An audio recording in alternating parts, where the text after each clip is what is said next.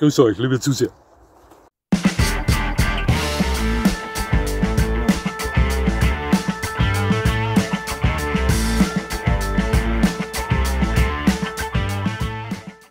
Nochmal herzlichst willkommen, liebe Zuseher, hier auf meinem Kanal. Ich freue mich sehr, dass Sie da sind. Heute habe ich einen ganz besonderen Vergleichsleckerbissen für Sie. Wenn Sie Wolfsfan sind, und ich weiß, viele Hundefans sind auch gleichzeitig Wolffans. Auch ich bin so einer. Ich mag dieses Tier sehr. Ich möchte heute den tschechoslowakischen Wolfhund, die Musik der Kinder der Nacht, ich glaube, so sagte Bram Stokers Dracula, auch der liebte Wölfe, mit seiner Majestät, dem deutschen Schäferhund, vergleichen.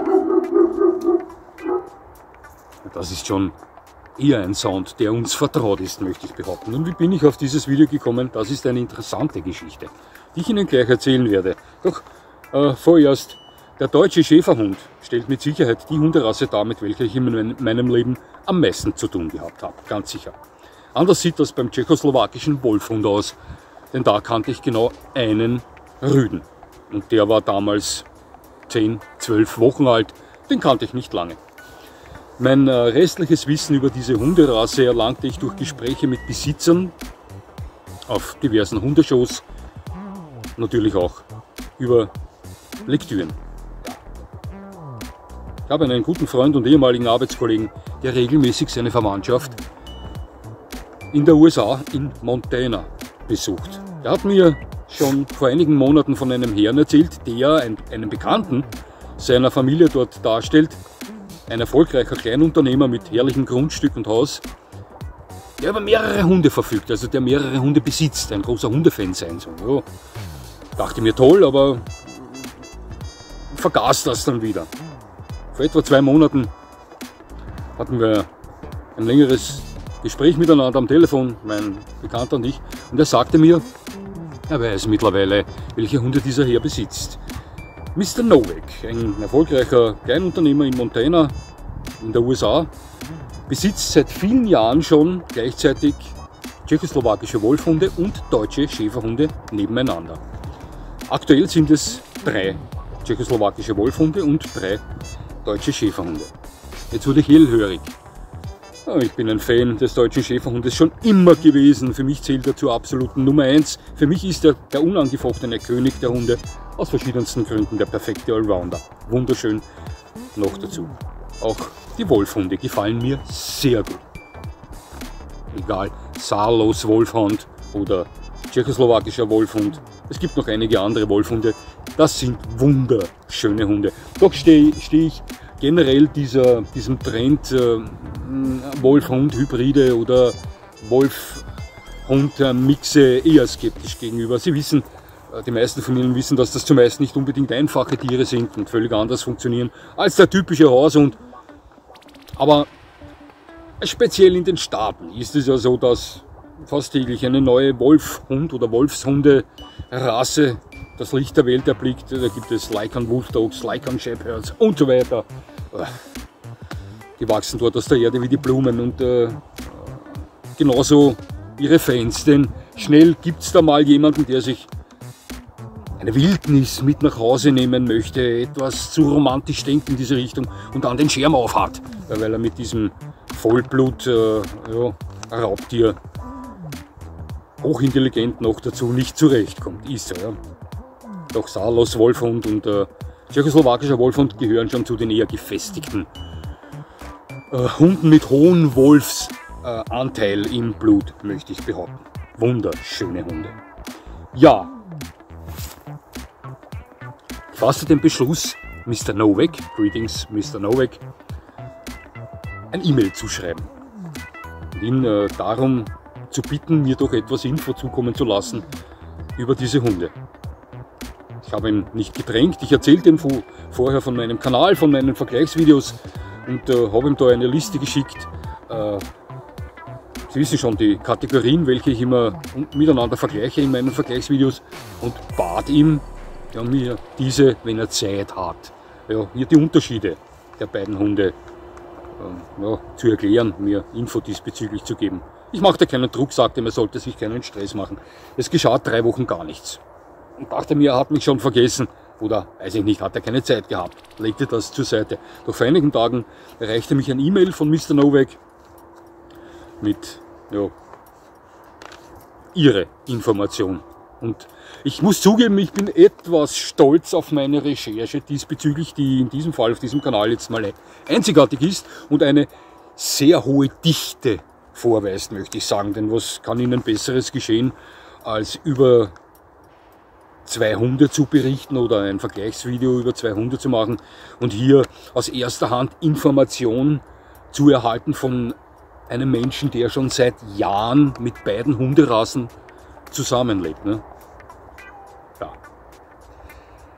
Also wie gesagt, ich bekam ein E-Mail von Herrn Novak zurückgeschrieben, das sehr lange war. Ich benötigte einige Zeit, um das durchzulesen, war hochinteressant und möchte Ihnen jetzt mit diesem Video, ja, das Ergebnis aus dieser Recherche präsentieren und gleich mal loslegen. Doch bevor wir das tun, beginnen wir kurz mit der Geschichte beider Hunderassen und gleich mit dem Wolfhund. 1955 begann die damalige Armee der GSSR damit, Karpatenwölfe mit deutschen Schäferhunden zu kreuzen, mit dem Ziel, einen Diensthund zu erhalten, der die Robustheit des Wolfes zeigt und die exzellente Trainierbarkeit des deutschen Schäferhundes. Also beide Vorzüge ineinander vereinigt. Da gab es viele Fehlschläge.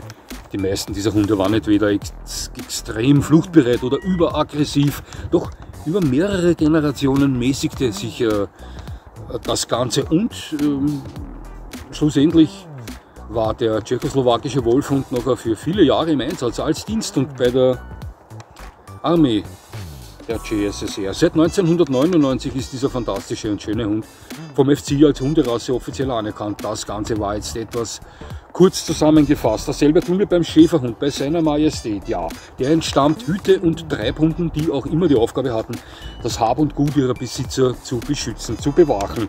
Ein gewisser Rittmeister Max von Stefanitz gilt als Begründer des modernen deutschen Schäferhundes. Und haben Sie gewusst, dass auch beim deutschen Schäferhund bis Ende des 19. Jahrhunderts noch regelmäßig Grauwölfe eingezüchtet wurden? Das ist tatsächlich so. Wissen Sie wieso? Nun, die Besitzer dieser Arbeitshunde damals hatten oftmals mit der gemeinen Staube zu kämpfen. Sie wissen schon, diese hinterhältige Krankheit, die unsere Hunde überfällt, wenn sie nicht dagegen geimpft werden und sehr häufig tödlich endet. Damals dachte man, Wölfe wären gegen die Staupe immun, doch das war ein Irrglaube. Auch Wölfe können an der Staupe erkranken und sterben. Und so war das auch bei diesen Wolf-Hund-Hybriden. Die erkrankten ebenfalls an der Staupe und so begann man dann wieder diese Grauwolf-Einkreuzungen in den deutschen Schäferhund zu unterlassen. Ja, heute ist der deutsche Schäferhund die vielleicht bekannteste Hunderasse der Welt. Für mich die absolute Nummer 1. Sie wissen, ich bin ein riesen Bullterrier Molosser-Fan, aber auch Gebrauchshunde-Fan, generell ein Hundefan, egal welche Rasse. Aber der deutsche Schäferhund ist für mich der King. Für mich wird er das sein ganzes Leben lang bleiben. Und jetzt legen wir endlich mal mit dem Vergleichsvideo los. Beginnen wie üblich mit der Größe. Sehen uns das mal ganz genau an. Ich möchte gleich sagen, Größe, Gewicht, Fell, das sind Kategorien, da will ich mich nicht über Herrn Novak schlau gemacht habe. Die entstammen meinem eigenen Wissen. Waren aber auch nicht so kompliziert herauszufinden. Also geben wir Gas mit der Größe. Beginnen wir mit dem tschechoslowakischen Wolfhund und hier spricht man von Hunden von mindestens 60 Schulterhöhe, 60 cm Schulterhöhe bei Hündinnen und mindestens 65 cm Schulterhöhe bei Rüden. Zumeist sind tschechoslowakische Wolfhund-Rüden etwas höher. Wolfhund-Rüden mit 75 cm Schulterhöhe sind keine Seltenheit, liebe Zuseher. Also, Hündinnen mindestens 60 cm Schulterhöhe, Rüden mindestens 65 cm Schulterhöhe. Beim deutschen Schäferhund sprechen wir von 60 bis 68 cm Schulterhöhe, Hündin zu Rüde. Auch hier habe ich schon öfter deutsche Schäferhund-Rüden mit etwa 72 cm Schulterhöhe gesehen. Doch das war's dann zumeist. Höher wären sie normalerweise nicht. Diese beiden Hunderassen sind also etwa gleich groß, wobei der tschechoslowakische Wolfshund zumeist den einen oder anderen Zentimeter höher ist. Auch beim Gewicht sieht es ähnlich aus. Tschechoslowakischer Wolfhund beginnt zumeist bei 25 Kilo, wenn es leichtere Hündinnen sind. Doch haben die eher um die 30 Kilo. Schwere Rüden erreichen bis zu 45 Kilo. Beim deutschen Schäferhund sprechen wir ebenfalls von 30 bis 45 Kilo laut Standard, doch ich und mit Sicherheit auch viele von Ihnen haben schon mal deutsche Schäferhundrüden mit etwas über 50 Kilo Gewicht auch gesehen und die Hunde waren nicht dick.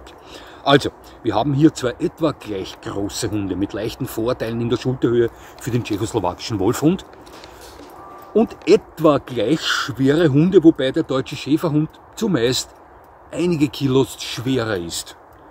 Es zeigt uns in der Gesamterscheinung zwei Hunde, die sich zwar optisch vom anatomischen Aufbau her sehr ähneln, doch ist der tschechoslowakische Wolfhund im ersten Augenblick immer der hochläufigere, etwas schlankere Hund mit längerem Rücken. Der deutsche Schäferhund sieht ihm körperlich sehr ähnlich. Doch ist er etwas substanzvoller, wirkt etwas gedrungener. Die Fellbeschaffenheit ist ebenfalls sehr ähnlich, denn den Wolfhund gibt es in einer zweischichtigen Fellvariante, nämlich Stockhaar mit dichter Unterwolle, und den deutschen Schäferhund gibt es in zwei Fellvariationen, genauso wie den Wolfhund mit Stockhaar und dichter Unterwolle, aber auch in langstockhaariger Variante. Also hier unterscheidet sich nur die langstockhaarige Variante vom Fellkleid des tschechoslowakischen Wolfhundes. So, nun zur ersten Kategorie, wo ich mir Info über Herrn Novak eingeholt habe, und das ist der Bewegungsdrang. Generell ist der Bewegungsdrang bei beiden Hunderassen sehr hoch. Der deutsche Schäferhund ist einer der 9 Gebrauchshunderassen und alle Gebrauchshunderassen weisen einen hohen Bewegungsdrang vor. Doch Mr. Novak hat mir gesagt, dass der Bewegungsdrang bei seinen tschechoslowakischen Wolfhunden der höhere ist. Er hat mir das so beschrieben, dass diese Hunde nicht unbedingt triebiger sind als die deutschen Schäferhunde, doch sind sie öfter oder länger unterwegs. Er hat ein großes Grundstück, der hat sich da in seinem Haus so eine Hundeklappe eingebaut, eine tolle, die auch im Winter zu benutzen ist. Und er sagte mir, dass er oft beobachtet, dass sich die deutschen Schäferhunde zur Ruhe legen, sich ausrasten, während die tschechoslowakischen Wolfhunde noch immer irgendwie beschäftigt sind untereinander. Ja, also er sagt, der Bewegungsdrang generell ist beim tschechoslowakischen Wolfhund ein höherer als beim deutschen Schäferhund. Einen hohen Bewegungsdrang haben beide Hunderassen vorzuweisen. Die Leistungsfähigkeit, auch da war ich sehr gespannt auf seine Antwort. Er sagt, die tschechoslowakischen Wolfhunde sind die schnelleren, ausdauernderen, beweglicheren und wetterfesteren Hunde. Wetterfestigkeit zählt ja ebenfalls zur Leistungsfähigkeit, wobei er den deutschen Schäferhunden mehr Kraft zuspricht. Er sagt, sie haben mehr Körperkraft. Das hat mich nicht überrascht. Der deutsche Schäferhund wirkt generell etwas gedrungener, etwas massiver. Mich hat aber auch nicht überrascht, als ich gelesen habe, dass die tschechoslowakischen Wolfhunde die schnelleren, ausdauernden Hunde sind. Sie haben auch ein klein wenig längeres Rückgrat, etwas längeren Rücken, etwas längere Läufe. Sie wirken optisch schon etwas mehr Laufraubtier als der deutsche Schäferhund, der ebenfalls ein Läufer ist, auch gleich optisch erkennbar. Aber der tschechoslowakische Wolfhund schlägt hier sehr stark in die Kerbe des Wolfes rein, die oft sehr auffällig hochbeinig sind. Ja. Wetterfestigkeit, und hier hat er mir den Unterschied so erklärt, dass es ihm schon früh aufgefallen ist, dass speziell im Winter, wenn es kalt ist, in Montana bekommt es so minus 10, minus 12 Grad im Winter, sowohl die tschechoslowakischen Wolfhunde wie auch die deutschen Schäferhunde gerne draußen sind. Durch die Klappe beim Haus raus, in die Kälte rausgehen. Doch die deutschen Schäferhunde immer die sind, die zuerst wieder ins Haus hineinkommen. Denen ist schneller frisch als den tschechoslowakischen Wolfhunden. Außerdem sagt er mir, dass er 3 Hundehütten gebaut hat für die tschechoslowakischen Wolfhunde, aber nicht, weil er sie den deutschen Schäferhunden gegenüber bevorzugt, da ist er komplett fair, sondern weil es häufig so ist, dass auch im Winter die tschechoslowakischen Wolfhunde gerne draußen in der Kälte in der Hütte schlafen. Die deutschen Schäferhunde tun das nie. Die haben noch nie die Neigung dazu gezeigt, die kommen zum Schlafen regelmäßig ins Haus rein im Winter. Die Wolfhunde bleiben oftmals draußen in den gut gedämmten Hundehütten, sind lieber draußen. Er meinte also, in der Hitze sei überhaupt kein Unterschied zu erkennen. Die haben einen Sommer, ja, so wie wir in Mitteleuropa. Kann sich auch bis über 30 Grad bewegen. Ich sage mal, die haben ein ähnliches Klima wie wir hier in Deutschland, Österreich, Schweiz. Ja. Aber er sagt, Hitzetechnisch kann er überhaupt keinen Unterschied erkennen. Sowohl der deutsche Schäferhund wie der tschechoslowakische Wolfhund kommen mit Hitze recht gut zurecht. Doch mit wirklicher Kälte, in wirklicher Kälte fühlt sich der tschechoslowakische Wolfhund etwas wohler. Also Leistungsfähigkeit. Der deutsche Schäferhund ist ein sehr leistungsfähiger Hund. Ein hochleistungsfähiger Hund. Das wissen wir alle, dass die Kanonen sind. Ja, ich liebe diese Hunde. Aber der tschechoslowakische Wolfhund ist laut Herrn Novak schneller, ausdauernder, beweglicher und wetterfester. Der deutsche Schäferhund allerdings hat etwas mehr Power. Gut, die nächste Kategorie stellt eine von diesen da, die mich ganz besonders interessiert hat. Klar, Sie kennen mich und meine Vorlieben der Eigenschaften bei Hunden. Das ist die Kategorie Wachhund und da war ich ganz neugierig. Doch das hat mich ebenfalls nicht überrascht. Und viele Sachen, die er mir geschrieben hat, haben meine Vermutungen mehr oder weniger untermauert. Ja. Er hat mir das alles nochmal bestätigt, denn in die Richtung habe ich schon reingedacht, ja, wenn ich über die beiden nachgedacht habe. Also, Kategorie Wachhund. Der deutsche Schäferhund ist für ihn der klar bessere Wachhund. Wieso? Nun, er sagt, dass auch der tschechoslowakische Wolfhund ein sehr zuverlässiger Wächter ist, doch der deutsche Schäferhund ist der weit lautere. In dem Schrieb, in seiner Nachricht steht drinnen, dass jedes Mal, wenn irgendetwas draußen ist, was nicht der Normalität entspricht, zeigen das auch seine tschechoslowakischen Wolfhunde an. Allerdings ausnahmslos und zu 100% immer nur durch Körperhaltung. Sie wissen, was ich meine, speziell dann, wenn Sie Hundesprache lesen können. Während die deutschen Schäferhunde anschlagen, energischer sind, hektischer werden, wenn etwas nicht stimmt. Also unterm Strich für einen Normalsterblichen der bessere Wachhund höchstwahrscheinlich der deutsche Schäferhund. Wieso? Nun, weil er merkbarer ist. Ja, also er weist sie lauter darauf hin, wenn irgendetwas nicht ist. Er ist also unterm Strich die bessere Alarmanlage. Ja, so hat er mir das erklärt. Also, diese Kategorie fällt ganz klar an seine Majestät. Und nun folgt die Kategorie Schutzhundeeigenschaften. Und auf die habe ich ebenfalls gebrannt, was er da sagt. Aber die kam recht kurz und trocken rüber, denn da hat er mir gesagt, da gibt es gar keine Debatte, die deutschen Schäferhunde sind die weit besseren Schutzhunde. Er sah auch schon bei seinen tschechoslowakischen Wolfhunden einen Schutztrieb aufblitzen, doch ganz zu 100% kann er mir es nicht sagen, sagt er, weil er noch niemals in eine Situation gekommen ist, wo seine Hunde ihn hätten beschützen müssen. Doch gefühlstechnisch, hat er mir geschrieben, sind die deutschen Schäferhunde die besseren Schutzhunde. Also das ist das, was er mir gesagt hat. Also ich habe natürlich auch schon lange vorher Recherchen über diese beiden Hunde gemacht. Den deutschen Schäferhund, wie gesagt, das ist der Hund, mit dem ich höchstwahrscheinlich am meisten zu tun gehabt habe in meinem Leben im Vergleich zu anderen Hunderassen. Und selbstverständlich habe ich mich auch über den Wolfhund schon vor Jahren begonnen zu informieren. Ich möchte diese Kategorie hier noch etwas ergänzen, denn wie gesagt, hier kam die Info recht kurz rüber von Mr. Novak, aber ich verstehe weshalb.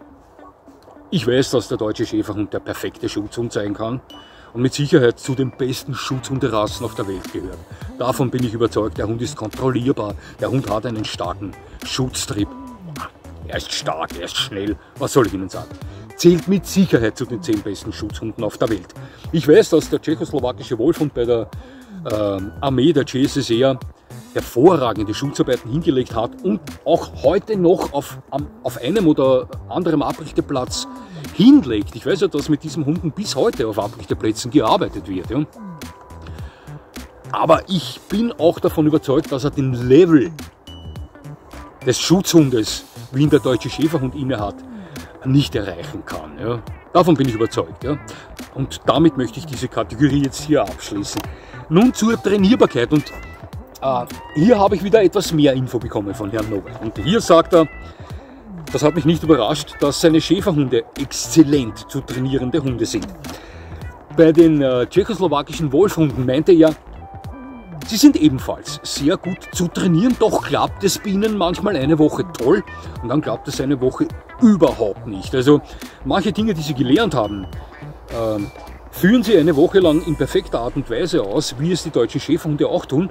Und die Woche drauf dann wieder benehmen sie sich so, als hätten sie noch nie davon gehört. Er begründete mir das in seinem E-Mail damit, dass er meint, der tschechoslowakische Wolfhund ist intelligenter als der deutsche Schäferhund und hinterfragt das alles weit mehr.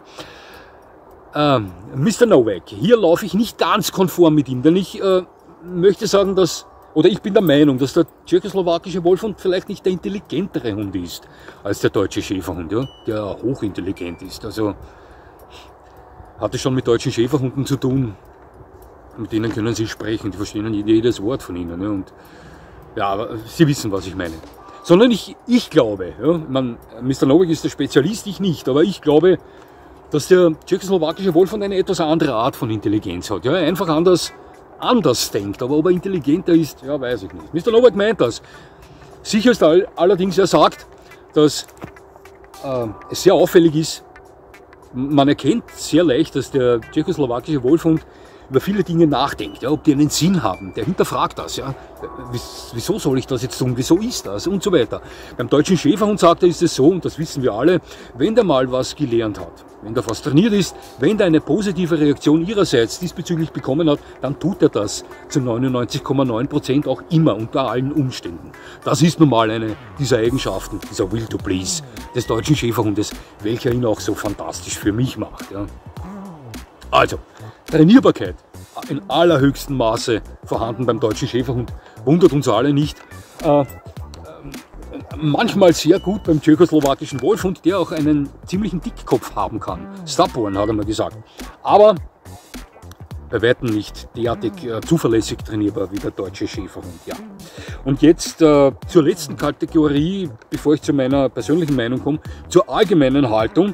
Und das war der längste Absatz, den er mir geschrieben hat, und den musste ich extrem zusammenfassen, extrem kürzen, das würde alles zu lang dauern. Ja.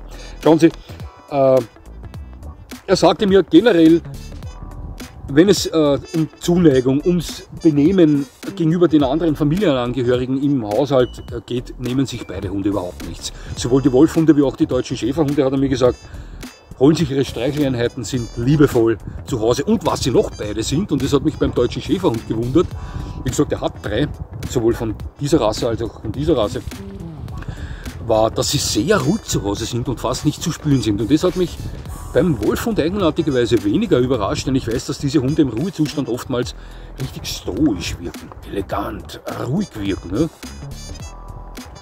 Aber ich weiß, wie deutsche Schäferhunde zu Hause Gas geben können, das weiß ich. Ich weiß das, ich hatte mit diesen Hunden wahnsinnig viel zu tun.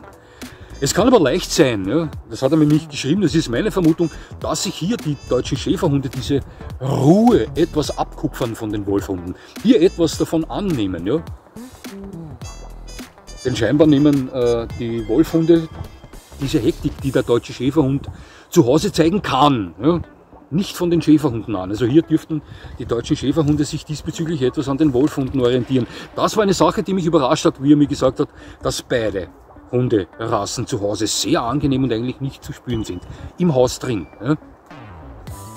Also hier gibt es überhaupt keinen Unterschied. So, sehen wir uns mal an, wie die unterschiedlich voneinander funktionieren in der allgemeinen Haltung. Also den deutschen Schäferhund hat er mir als weit einfacher beschrieben. Hat mich nicht überrascht. Ja. Die sind lieber im Haus drinnen als draußen, speziell wenn es kalt ist. Also die halten sich bei weitem nicht so häufig draußen am Grundstück, am sehr hoch umzäunten Grundstück, sage ich deswegen aus bestimmten Gründen, auf wie die Wolfhunde. Die Wolfhunde sind weit öfter draußen. Die deutschen Schäferhunde auch, sind auch oft draußen, aber häufiger im Haus als die Wolfhunde drinnen. Sie kommen mit fremden Hunden besser zurecht. Ja, er ist auch draußen mit den Hunden oft einzeln oder im Paar, niemals mit allen. Sagt aber, die deutschen Schäferhunde, wenn die auf andere Hunde treffen, funktionieren harmonischer, sind leichter zu handeln, während die tschechoslowakischen Wolfhunde hier häufiger Dominanz zeigen. Hat er mir gesagt, die deutschen Schäferhunde haben ihn noch niemals Mobiliar zerstört. Das tun sie nicht und sie versuchen nicht, das Grundstück zu verlassen, wenn sie sich draußen bewegen. Also hier müsste er sich nicht um eine hohe Umzäunung sorgen, hat er gesagt. Ja. Die tschechoslowakischen Wolfhunde sind für ihn weit komplizierter. Gibt sie, sagt er, aber sie sind weit komplizierter. Sie sind ideenreicher und suchen ständig nach Herausforderungen. Außerdem sind das Ausbruchskünstler.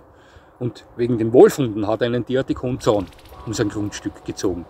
Denn die neigen dazu, das Grundstück zu verlassen und auf Abenteuerreise zu gehen, hat er mir gesagt.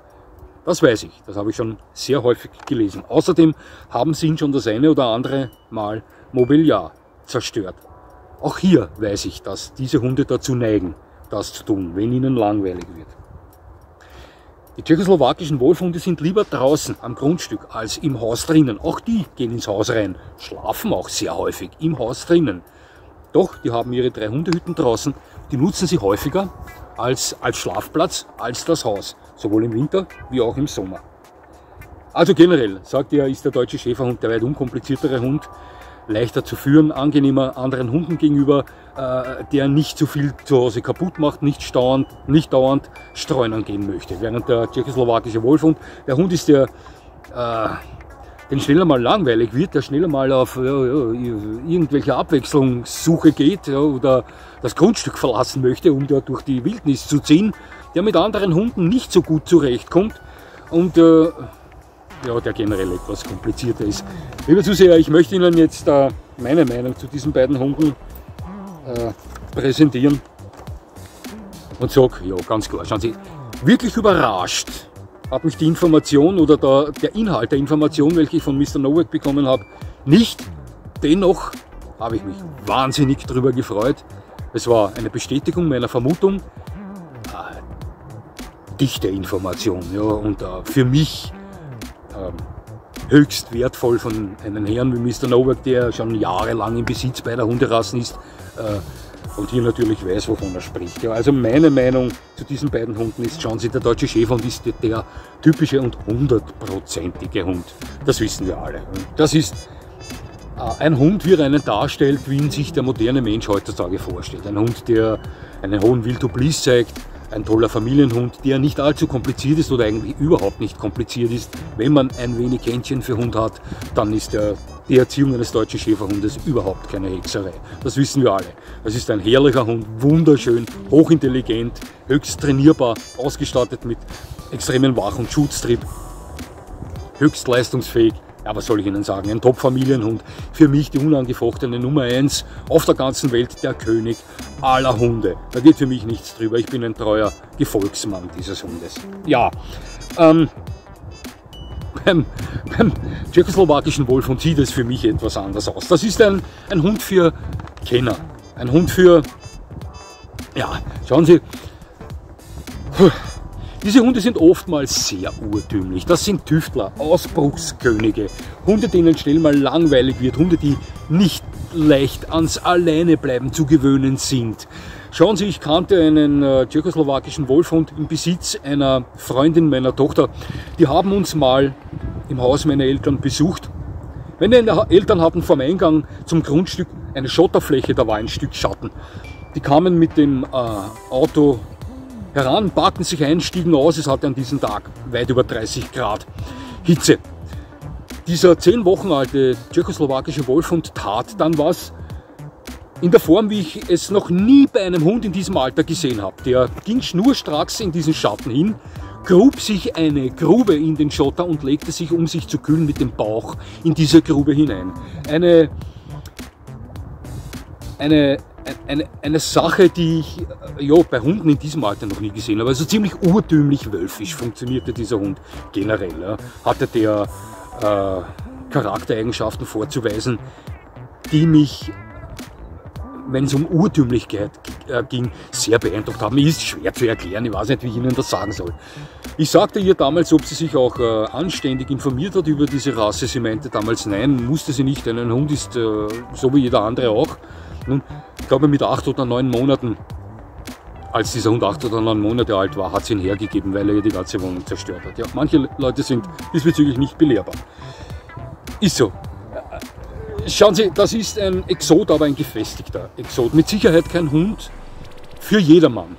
Es ist heute leider so, dass Sie häufig auf Besitzer solcher Hunde treffen, die dann im Endeffekt mit diesen Hunden nicht klarkommen, die sich diese Hunderasse genommen haben, um eine Art Statussymbol in der Form von, schau mal, was für einen Exoten ich da habe. Bernsteinfarbene Augen, ja, eigentlich ein Wolf, ja, aber das ist meiner.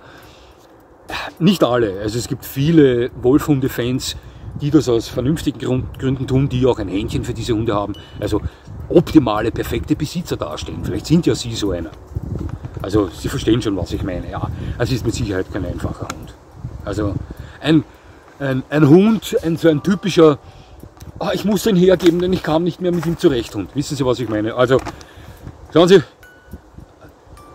für mich wäre er nichts, denn Schwitz. Ich bin mir sicher, ich könnte mit diesem Hund klarkommen, aber ich möchte es nicht.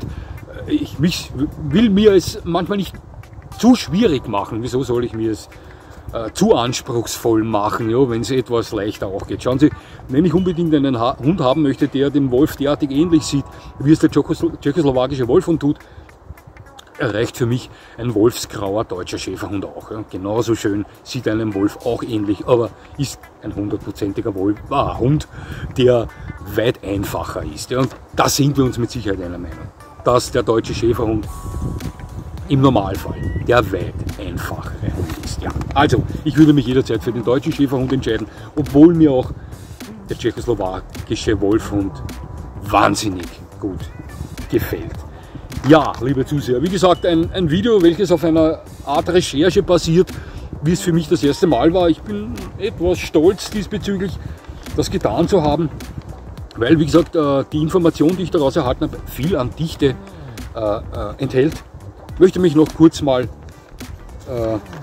in Englisch, habe mir einen Schummelzettel gemacht, beim Herrn Novak bedanken, dem ich natürlich auch den Link dieses Videos schicken werde. Ja, also, hello Mr. Novak, I would like to thank you again for the great information about your dogs. I wish you many more years of fun with them and best wishes to Montana in the USA. So, das waren meine Englischkünste, nicht ganz so einfach für mich. Englisch, Französisch, Italienisch, alles wunderschöne Sprachen, aber ich beherrsche sie nicht. Ja, liebe Zuseher, so viel zum Vergleichsvideo tschechoslowakischer Wolfhund und seine Majestät deutscher Schäferhund. Ich hoffe, es hat Ihnen gefallen. Hat mich sehr gefreut, dass Sie mir zugesehen haben. Ich würde mich natürlich freuen, wenn Sie mir weiterhin zusehen, und jetzt wünsche ich Ihnen noch einen schönen Tag. Mein Hund ist schon aufgestanden, der kennt mittlerweile schon dieses Schlusswort. Ja, auch das spricht von Intelligenz, möchte ich sagen. Das war's schon wieder.